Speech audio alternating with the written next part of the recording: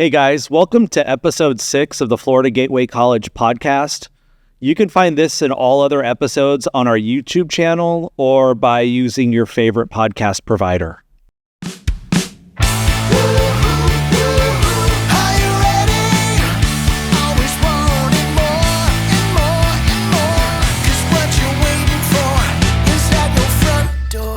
All right. I'm Brandon McIntire. Welcome to another episode. I'm being joined today by Colby Thompson. How's it going? Good. How are you? Doing good. So Colby is the college's esports coach. We're going to be talking a bit about him and then about the esports team and about esports overall. So Colby, tell me a little bit about yourself, where you're from, what you do at the college, etc. Yeah, so I'm from here, Lake City, Florida. I am the senior staff assistant for the president's office here on campus, and as a part-time as well, I'm also head coach for the esports program. All right.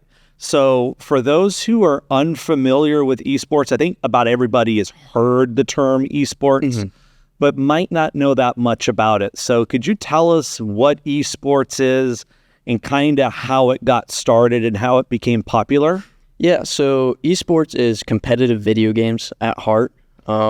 Whenever you're looking at esports, this is kind of an umbrella term with multiple different game types funneling under that. So you have games like fighting games. So if you think back to arcade machines, you have like Street Fighter, Mortal Kombat, those kind of games. And then you also have like first-person shooter games. So like Call of Duty, Overwatch, Counter-Strike. And then you have like racing games, even simulated racing games nowadays, which is, quite expansive off of like NASCAR and whatnot like that. So a game like Madden or some of those, are those considered esports as well if it's in that sports realm? Yeah, so then there's also sports categories under esports. So you have like FIFA, which is going to be your soccer or football in the UK. Then you have your Madden, so you have like, different things under that with like college, and then they also have like NFL more specific. So like when I was a kid, we had Nintendo, we had Super Nintendo, N64, those type of systems, but there wasn't real competition in those unless you were playing like your brother or something. Yeah. So when did these team aspects of video games start becoming popular?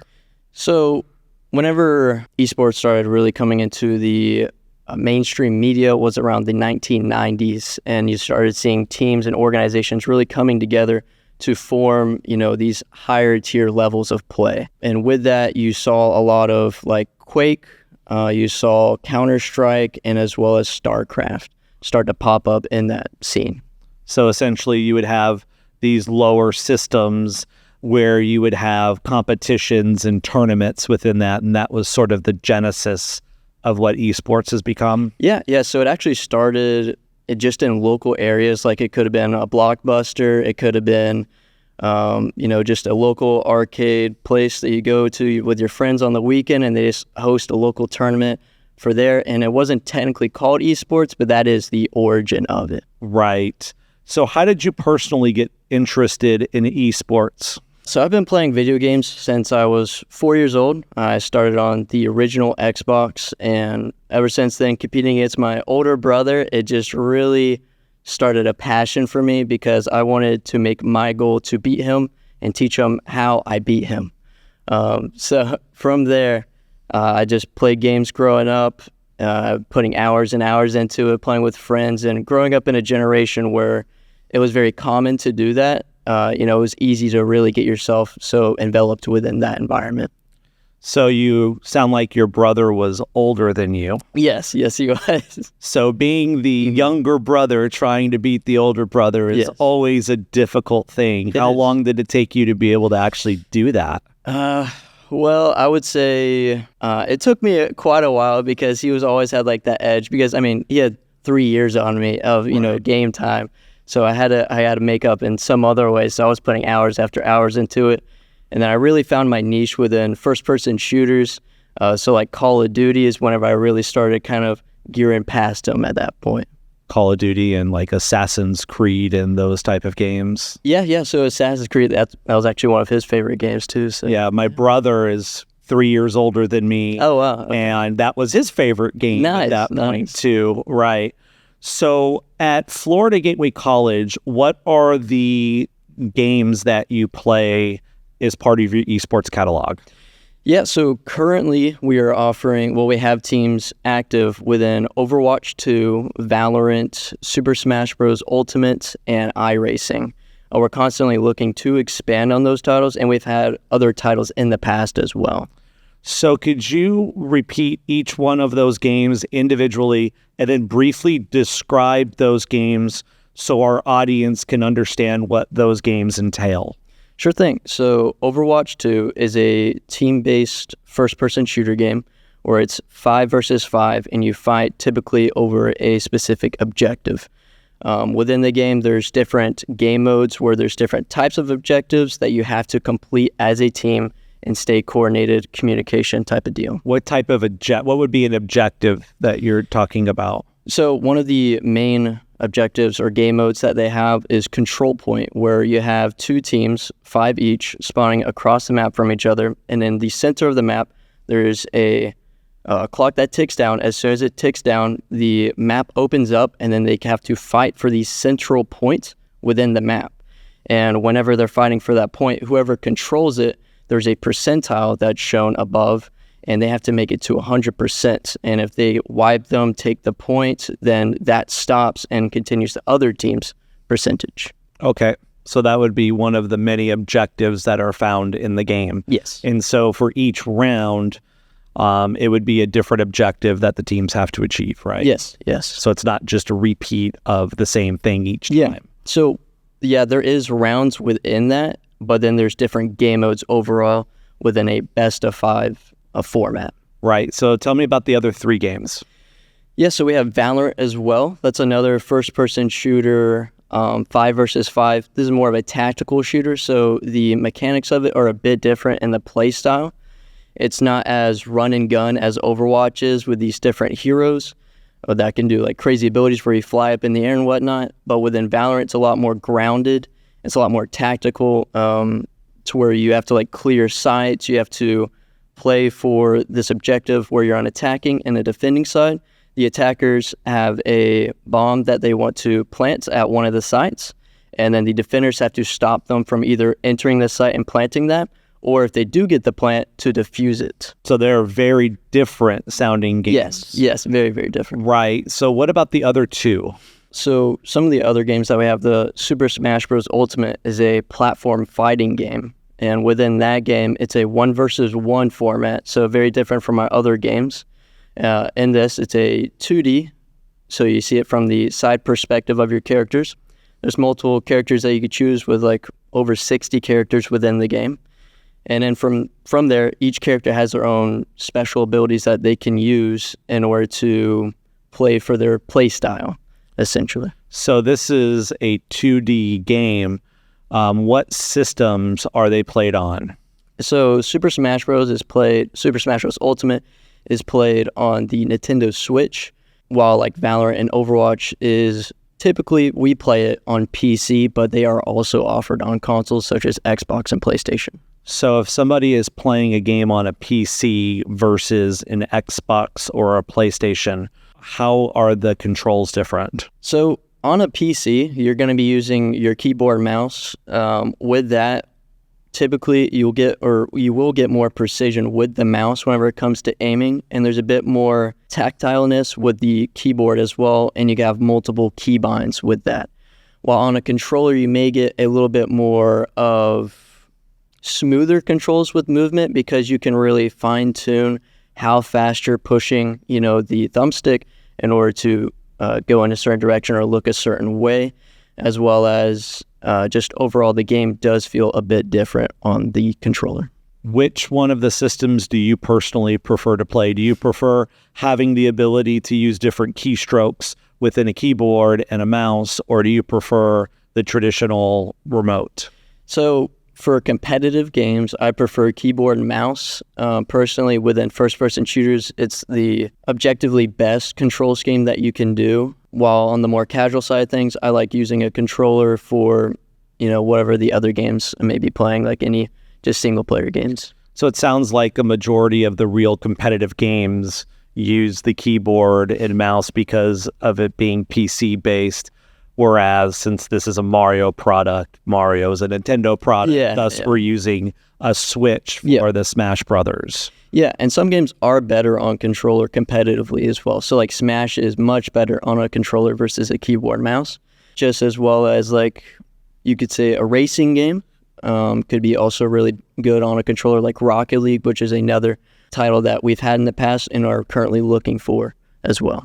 So you said that you're constantly perusing different titles. So how do you choose titles, and how do you find other teams and tournaments that play the same titles? So we compete under the NJCAA. Say that 10 times fast. Yeah. And under there, they have certain titles that we are eligible to compete in within the school. So I look at what they are capable of, like what titles that we can compete within that, and then see what interest around the school that we have in order to formulate a team for it. So what do you mean if capability? Is it based on skill of the player? Is it based on just what you have from a technology perspective? Typically, we look at the player and what their skill level within the game is, as well as if that's specifically for a single player game. While in a team-based game, we also look at a lot of communication and coordination for that.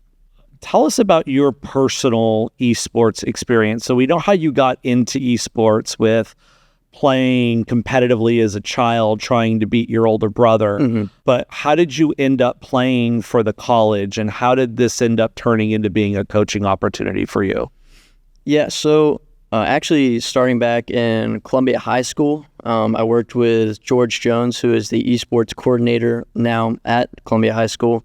And my senior year at the high school, we were looking to formulate an esports club at the school. But sadly, because of COVID, it disbanded that, and we weren't able to finalize. Luckily, him and some of the other students coming up, they were able to formulate it. But from there, it really drove my passion for it. I really found a love for Overwatch during the time. So I was looking to compete within the game at that time. So I already started working on my skills within the game.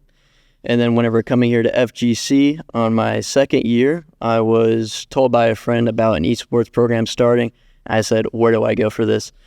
So I contacted former head coach John Hartzog, and through email telling him about I'm interested about the esports program that you have running. Here's my credentials, like characters I play, what my preferences are within the game. And so then from there, he asked if, I could come in and meet him, and then it just flourished from there. And we just started building a team around that. We had 6 players in total on our first semester of competition. There was 6 players on the Overwatch team, and 2 of those players also played in Super Smash Bros. Ultimate. Were you one of those 2? No, I did not play in Super Smash Bros. Ultimate, no. So you were the first FGC E-Sports athlete. Something that you'll always be able to keep as a title for yourself. Yeah, it's pretty interesting seeing the evolution of the program from being the first player to now the head coach of the program. So how did the process happen where you became head coach? Were you an assistant coach previously once you quit school? Tell us that process of from becoming a player to now becoming the coach. Yeah, so I was the captain of the Overwatch team for 2.5 years. And then as soon as I graduated, I was always trying to do more for the program, and I wanted to still be a part of the program as much as I could be. So I talked to Coach Hartzog and was like, hey, what can I do? And luckily around that time, the assistant coach position opened up and he offered it to me. So then from there, I became assistant coach for a full year after graduating. And then he looked to move on to other things. And then I found the opportunity for the head coaching position, and that's where I am now. Awesome. Congratulations. So this is year 1 as head coach. Yep. New vision, new all of this. So tell us about your coaching style. Yeah, so if you're going by like a technical style name, it would be vision coaching. I really look at analyzing the players first. So whenever they first come in, I like to do one-on-one session with them and have them really just get into the feel of it. I don't say much to them as they're playing the game. I get to know them in the beginning. They play the game. I just watch. And then from there, if it's a team-based game, the next game after that, I have them pair up with the rest of the team and see how they, cooperate with the team and the coordination and communication. And I take notes during this time. After that, seeing if they're a good fit or not. Whenever they join the team, I then make specific tailored drills for each of my players. And so at the beginning of their practices, they have these drills that they run, and then we move into more team-based, moving away from the individual. Whenever I am doing team-based, I really like to focus on in-game, at-the-moment tips and tricks. So they'll be playing the game, and I let them, play it out. If I notice anything, I call it out instantly during our practices. Then after that, if it's, whether they, adapted to it or didn't, we go back and we review what they did. And something I like to always ask my players is, what is something that you feel you did good within the game and something that you can work on? And then from there, you'll kind of notice their mindsets as well whenever you ask them those questions, so you can see which one they kind of pulled towards, and their mindset towards that game overall is based off of which one they chose first. So if they're more focused on that, what I could have done better, maybe they weren't as positive thinking during that game, versus if they're focused on what they did well, they feel happy about that game and they feel like they, really provided for the team.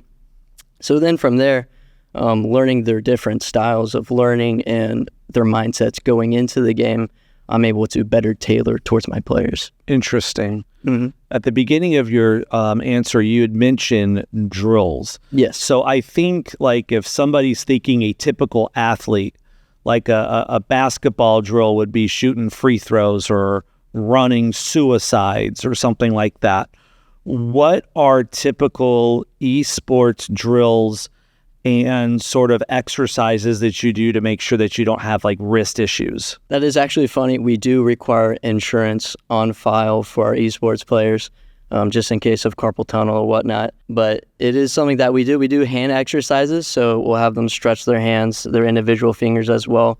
Because, your hands have muscles in them, and they can easily, get tensed up within games, especially prolonged amount of time of, stress, because some games, people are flinging their mice back and forth, so it's very, fatiguing on the wrist in that case. So whenever it comes to our drills, though, we're really looking at more of what their individual needs are, what they're wanting to work on. So we look at more of what their aim is within a first-person shooter game, within a fighting game, how well they can control their character with their movement. So practicing like different jumping drills with their characters to work on that speed and to really set tempo within the game. So the drills are more skills-based than anything else. Yes. So if an athlete says that they didn't do well in that self-reflection that you talked about, mm-hmm. and they said that I really feel like I could have jumped better, mm-hmm. and then the next practice you're going to work with that person individually on improving the jumping skill, so whenever it comes back to that competition, that they're in a better position to be successful. Yes. And for instance, within Overwatch as well, we use the tools that are provided within the game, like the workshop mechanic, and there's different workshop codes that the community have created in order to practice a specific technique within the game. Because there's multiple characters within this game, it's really important to get down each of their abilities so that you're able to use them at the most efficiency. What are the average number of characters that you expect a person to be able to play? So there's different roles. Specifically within Overwatch, there's different roles. We have 3 different categories, and each of them have a certain amount of characters within each category. I try to look at having at least 2 to 3 characters in total that each player have under their belt comfortably. Right. So what makes somebody a good esports player? Is it being a good teammate? Is it communicating? Is it simply seeing something faster than everyone else and being the first person there? What makes somebody good? So there's a culmination of things that make a good esports player. You have their, specific skill within the game. So within Overwatch, it's going to be, their aim, typically, their movement, their positioning. Within Smash, you're going to be looking at their spacing, knowing how far away they need to be to maximize this area and control this area on the map. And within those team-based games, we're looking more at, as well as communication and coordination, I find very, very important. Personally, I value someone that is a lot more coachable and may not have the best skill within the game versus someone that has super high skill, but they're not willing to communicate or coordinate with their team. Communication. You're having 5 individuals play as a team in a competition. What is the communication like during one of those competitions? So within Overwatch, I keep reverting back to Overwatch here because that's our current first-person team-based game that we are competing in at the moment.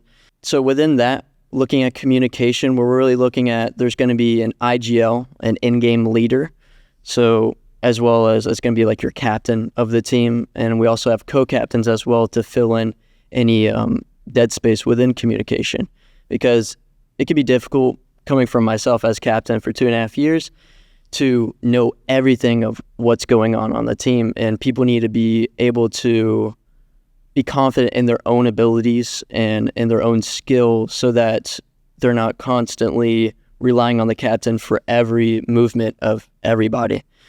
So within that, I expect every player to communicate what they're seeing and what they're doing. And with that, you have the captain that has the plan in mind.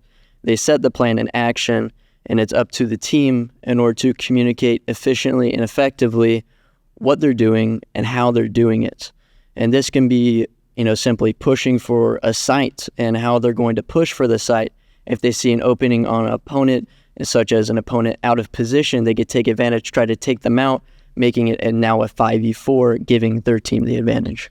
When you're talking about the captain in the role, so obviously you need to have somebody who's not only a good leader on the team, but somebody who the teammates like and trust outside of the game environment. Before you play a match, what's the type of conversations that you have? Like, are you discussing strategy at a specific level? Are you just looking at an overall big picture perspective? Are you the person who's the primary one that's making that conversation, or are you having your captains do that? So I work with my captains on the side as well. Preferably, I'd like them to have more control than not, because that gives them more confidence and a better idea of what needs to happen whenever they're in the game. Because whenever it's in practices, I'm able to tell them on the spot, what needs to be happening, what we should be expecting at these points. Are we tracking these certain things? What are we looking for? And I'm constantly prompting questions so that they're always thinking about that answer. While within the game, whenever they're in the game, I'm only able to watch and cheer them on. Outside of that, in between rounds, in between matches, I'm able to talk to them. So I try to work with my captains as much as possible on what our mindsets are and what our goals are, and establishing these plans going into each round. Makes sense. How is your team comprised? How many members do you have? Is this co-ed? Are they scholarship athletes? Yeah, so yes, we are co-ed, and yes, we do have players on scholarship. So we are actually backed by athletics. We're under the athletic program, and we have currently 6 or 7 students on scholarship at the moment. That includes, for the full year of that. So whenever we're looking at how the teams are comprised, we're looking at, on the Overwatch team, we cannot have any more than 8 players. We have 5 main roster and 3 subs. On Smash, it's individual, so we can have as many as we want really within that, within reason, of course. Right. And then there's the iRacing as well, where we have as many as we want as well within that, because it's an individual-based sport. Do you try to have each one of your players focus on one title mostly, so each person has a chance to compete?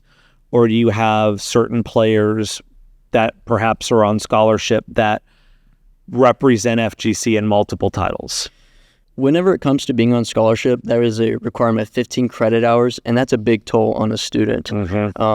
Considering that they have to also meet these mandatory practices and these mandatory games in order to fulfill their scholarship. And because of that, I prefer them to stick to one game title at a time so that they're not overwhelming themselves. I don't have any current students on scholarship that are competing in multiple titles. They typically only focus on one specific title. But we do have other players that aren't taking as many classes that are a bit more flexible with that time, and they're able to compete on multiple.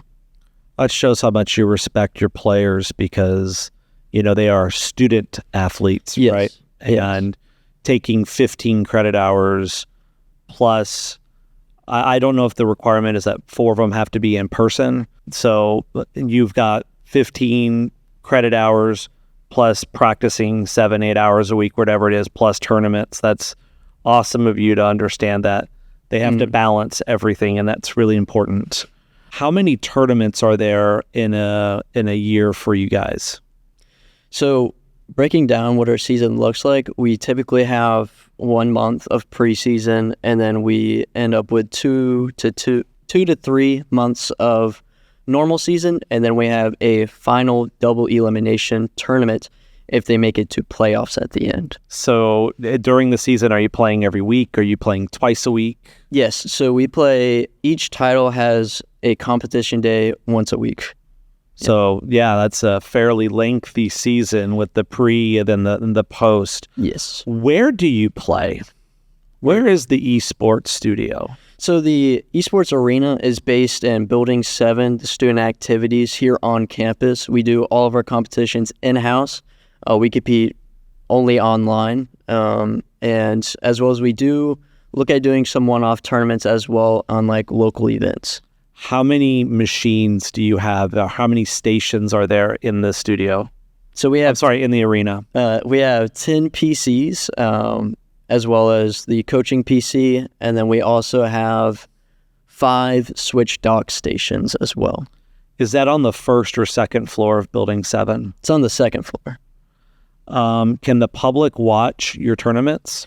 Yes, they can actually find us on Twitch, and we're also looking to move on to YouTube as well. But on Twitch, it's twitch.tv/FGC Timberwolves. They can find us there streaming multiple times a week in their own respective titles. We'll be updating schedules as we go. So this is your first year. Obviously, you have a vision of how you want to make the esports program move forward, right? What are you planning to do to make your mark on the program? So whenever Coach Hartzog was leaving, he had this idea he wasn't quite able to implement, and I took that and I ran with it. So it's a seasonalization of our titles. And what that means is taking inspiration from traditional sport where you can see the flag football team, they only compete in the spring. The basketball, they compete in late fall to early spring, allowing their students to also have time to catch up on those academics. Something that I always preach is academics before athletics, because they're here as students first, athletes second. And with that in mind, I really want to make sure that my players are able to get all the schoolwork done that they need to, and it's not overwhelming and overbearing with esports. So we have them now. In the past, we had them competing in fall and spring semester within their respected game. We only have them compete in one of them at the time. This is also really good because it allows them in the semester off when they're not in competition, they're able to work with their team and formulate new strategies. And if we bring in new students, get to meet those new players. So we're starting our best foot forward moving into their competitive season. So you are still running in fall and spring, but students themselves only compete in one of those 2 semesters. Yes. So that means you need to have probably a larger team than what you might previously have had in the past, right? Yes. Yeah. So, and that's where it comes into where we can really expand on what titles we're competing in. And it's not too overbearing for myself and my other coaches, because otherwise It could get very, very much because, I mean, taking a look back on last year and the fall semester, we were competing in, I believe, 6 different titles, and we had over 20 students. And as assistant coach, I was up here 6 hours Monday through Friday working with the players one-on-one and as a team. So it was quite a bit. So you've made an immediate impact in how you've determined student schedule to balance academic, playing in tournaments, and building skills for the upcoming years. What are your plans for the future, 1, 2, 3, 4 years down the road as you continue to grow the program? So looking more into the future as to what we're wanting to achieve is really just wanting to get down at the moment for this first and second year, get down our specific titles that we have competition in and getting solid teams, solid coordination, communication, so that we're, like I said, best foot forward going into all the next semesters. Past that, we would be looking to expand into more titles, and if possible, looking at picking up more coaches that specialize within those specific game titles. So if someone is interested in joining the esports program, what recommendations do you have for that person? So they can contact us at esports@fgc.edu, as well as they can reach out to me or reach out to me at colby.thompson@fgc.edu, as well as I'm always on campus. You can find me in Building 1 at the front or in the president's office as well. If they're ever having any questions, they could go there, or even if they want to visit us up in the arena, they want to check out the arena, come by for a tour. I'll show them around, show them what we have, and then we could talk about what titles they're interested in and move forward from there. Is that your primary way to recruit students, or do you go to the high schools and watch them compete? So, yeah, actually starting last spring, it was our first time collaborating with Columbia High School. I got in contact with George Jones over there, the esports coordinator that I previously brought up. And we are looking to funnel players from CHS into FGC and also offering them scholarships if they meet those specific, skill sets within the game. Awesome. So you're trying to create contacts with our regional high schools, and also you have an open door policy. So if someone is interested in potentially joining the team, that essentially you have open tryouts for them. Yep, exactly. Awesome. Well, Colby, it's been fantastic having you on. Thank you so much, and we'll see you next time. All right. Have a good one.